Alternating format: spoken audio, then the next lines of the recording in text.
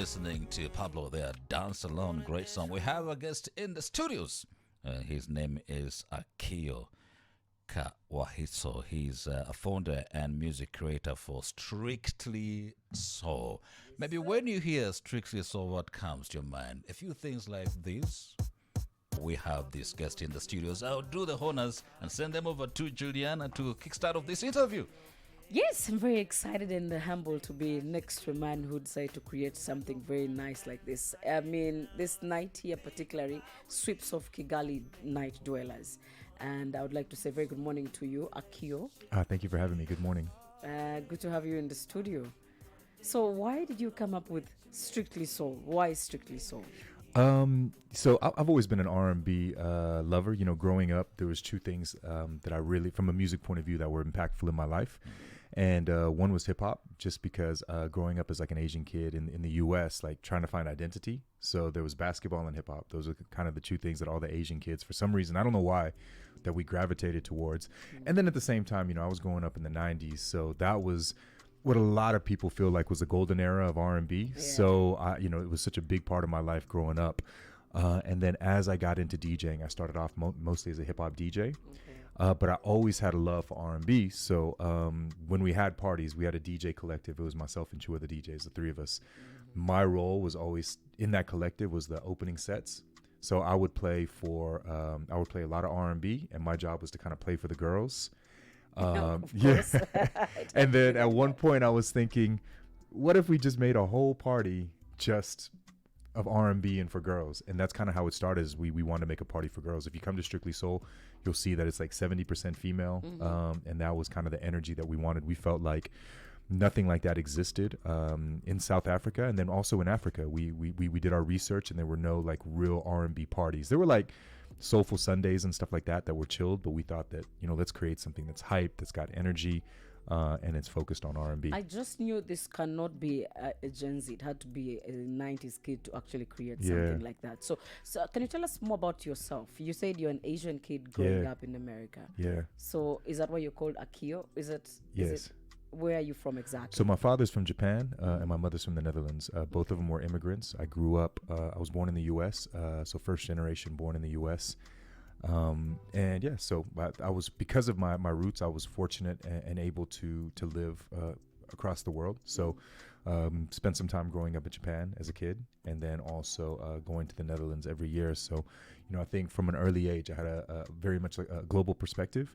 And I think that one of the things I've learned is, and people, when I try and inspire people, is as I try and tell people to look outside of their own community, their own city, their own country, because the place where you're supposed to be might not necessarily be the place that you were born. You know, your destiny or the universe may have plans for you somewhere else in the world. Absolutely. How did you end up in South Africa?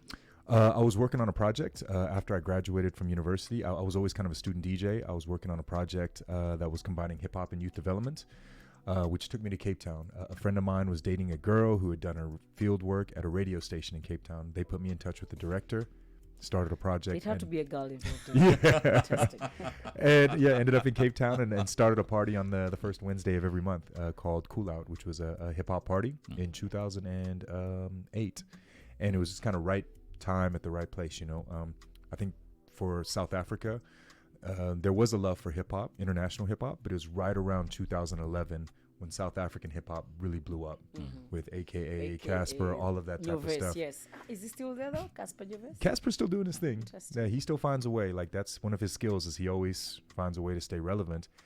So I was in a good place because we had been involved in hip hop. So when it blew up, yeah, we had done the work. I would like you to face me because I want to catch you on the camera. Yes. Strictly Soul has a story that is somehow connected to COVID-19 and post-COVID-19. Give me a bit of that story there. You know, so going into COVID, I was quite busy. We were busy with Cool Out, which was our hip hop party, and then also another party called Alchemy, which was kind of based on future beats. So I had this idea for Strictly Soul, I think since 2016. I've been wanting to do this party, but you know, you can only do what you have time to do. And when COVID happened, like I had nothing to do. You know, I was just sitting at home, and everybody was saying, "Can you do some DJ sets on IG?" So I was like, okay, cool, let me do it, but let me not just go on there and play music. Let me go on there with a purpose.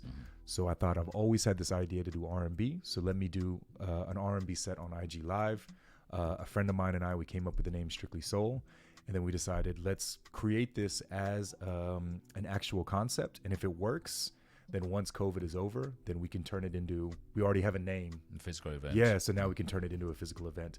So for me, it's like, as much as there was a lot of bad things that happened during COVID, this was like such a positive thing that changed the trajectory of my career, that created something beautiful, like across the continent. You know, this has been one of the most influential events, I think. Balcony Mix for Amapiano and Strictly Soul for R&B has really changed the way that nightlife and how music is played, how R&B is perceived, how it's gone from something that wasn't considered a party. And now if you look at all the places that were active, Kenya has so many R&B parties now because of us. Tanzania, same thing. They used to laugh at me when I tried to tell in Dar es Salaam, I got this R&B party. They said it'll never work. Now Dar es Salaam, every other party is an R&B party. You know, it's the impact has been phenomenal, and it all came because of the time that was given to me during COVID. I just want to know, I mean, would you say today, would you be comfortable to say it's been a success all the way from day one? I would say so. I mean, it depends on how you measure success. Like, it wasn't a financial success at the beginning. We walked away with like barely any money, but it had to do with a couple things. One, in South Africa, it was strict. So we had a curfew and we had a limit on capacity. I think we could only do like 100 people and we had to end at 11 o'clock. So for the first year, our parties were maybe like, I mean, we broke the rules a little bit. So it was 100, 150 people, but we also couldn't advertise, because we couldn't have 300 people show up. So for the first year, it was really a slow growth, but we did it every single Thursday to try and build the impact. And it was only, I'd say 2022, once COVID restrictions ended, that things really kind of took off and we could push. And 2023 is when it became like financially viable. Then we started investing, and you know, I was fortunate because as a DJ, I was playing a lot around Africa. I was playing in Tanzania.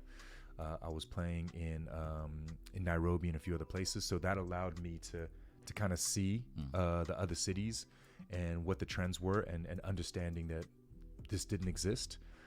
And also I had a little bit of the infrastructure there. So that's why we were able to be the first party in Africa to be a regular party in all these cities. Like, no one else has been able to like run a party in all these different cities consistently. For Rwanda specifically, because I know Rwanda takes time to pick up on things, but Strictly Soul came, I think, the very first time we could not even find parking. What's the story behind Rwanda picking up with Strictly Soul? What did you do that was so unique? What was the magic? So I think it's a couple things. So I think one, so first, to even find out about Rwanda, I have a friend from the US. She runs a travel club called No Madness, which is like one of the biggest like travel clubs for people of color. Visit Rwanda hosted her in Rwanda. Okay. So she was the one who told me about like how amazing Rwanda was and how I needed to check it out. So I started doing my research. So when we came here, I think there's a couple reasons why Strictly Soul did so well. And I think one, R&B is bigger in Rwanda than people thought. People didn't know how big R&B is. And I think that's one of the things that surprises people. And we have a partnership with Spotify, and Spotify has told us that R&B is huge in Africa. It's just nobody has thought about doing it as a party. So then when we came here, it's the way that our Strictly Soul runs. It's not a party where you sit down at the table and chill. We have a dedicated dance floor. Everybody goes crazy. And I think in a way that we provided, when we came here, people told us certain things. They said, okay, one, Rwandans there's not going to be a heavy dance floor. Stand up and dance. It's going to be, people are going to chill. Don't expect them to behave the same way as South Africans. We said, okay. Even with pre-sold tickets, they said Rwandans don't do pre-sold tickets. Don't expect people to buy tickets. We said, okay. All the things the way that we operate this party, we do it the same in every country. And we know that Rwandans tend to be a little bit more conservative, but we felt like once we deliver the event the way that we deliver it, and then two, the strength of social media. And people, when they see Strictly Soul and the way that people are responding in different places, when they come to the party, they want to do the same thing. They want to have the same experience. And I think at the beginning, when people first came to the first Strictly Soul, and we start the party slow and then we pick it up, I remember somebody said to one of the people on our team, because it was slow at the beginning, and they're like, "Yo, what's going on? I want my TikTok moments. I want my TikTok moments." And that's when we realized that like people come and they want to act the same way that they see on TikTok. And then once the party picked up, and I think the other thing is, our party isn't an old school party. It's everything. It's new school, old school. Yeah, I kind of realized that the first time I went for Strictly Soul, my expectation, because of the word Strictly Soul, I actually expected a lot of R&B and soul music. Back into the 2000s. Yes, 2099, like something like that, 2008. And then when I got there later on in the night, the music's changed. Yeah. A lot of young, I mean, it was full of a lot of young girls there. And then I kind of understood, I'm like, I think they need to accommodate the other crowd as well. So it's not exactly soul all the way through. So we do two things. So we have our old school sets to accommodate our 30 plus, to make sure we hit all that 90s and 2000s. And then later in the night, we still hit a lot of the big old school songs, but we play a lot of new school with the Gen Z. And I think that goes back to what I was saying, is that in Rwanda, is it conservative? Yes. But the Gen Zs are less conservative. Yes. And because we have, they're full of energy. And because we have a big Gen Z crowd, that's what powers. That's part of the magic of Strictly Soul, is that is the Gen Z is the next generation of people in Rwanda. So how long have you been? When did you when did you start in Rwanda to say, like, this is the time? How many events have I had in Rwanda? Yeah. This is the 6th event, I think, that we've edition? done. Maybe even 7th. We started in, I think, February or March. Last year. Last year is when you started in Rwanda. Yes. But you are doing very well, I must say. Yeah. So again, we had a great turnout for the first one. And I think just the strength of the marketing. And again, the fact that it's really a party for girls. And that's one of the things that we're really proud of, is that, a lot of people will have free entry for women, try and do everything to get women to come, but they're all getting women to come because they want more men to come. Sure. We don't care if men come or not. Like we want them to come, but for us, the girls buy their own tickets. One thing I've learned about women is when they want something, they will get it. Sure. Men will wait. They'll try and get guest lists. They'll try and find other ways. Women, when they want something, they'll go get it. And with Strictly Soul, they buy their own tickets. They book their own tables. They buy their own bottles. They don't wait for anyone to pay for it for them. That's the girl I'm talking about, the girl power. Yeah. That's Strictly No, it's also because Rwandan men are less romantic. We've just been stingy. having that conversation. Really? So women have to do things their own way. Okay, got you. Or they're stingy, yeah? Okay. So we have an event coming up? Yes, so tomorrow at So Atelier what do you event. always target when the ball is happening? Because we like to do the event right around big moments. So the last one we did was before Global Citizen. Yes. So if strategically we can put our event before a big moment, it also just kind of helps with the prestige. And also what it does is all the people that are not from Rwanda get to come to Strictly Soul. And then when they go back to wherever they're from, they're like, oh, there's this party, We must Strictly visit Soul. Rwanda. So it also helps if we decide to go to another country as well. People already kind of know about it. So it's just from a strategic point of view, it's good for exposure for the brand to do it during that time. And also, just complete other side note, I love basketball. I play basketball.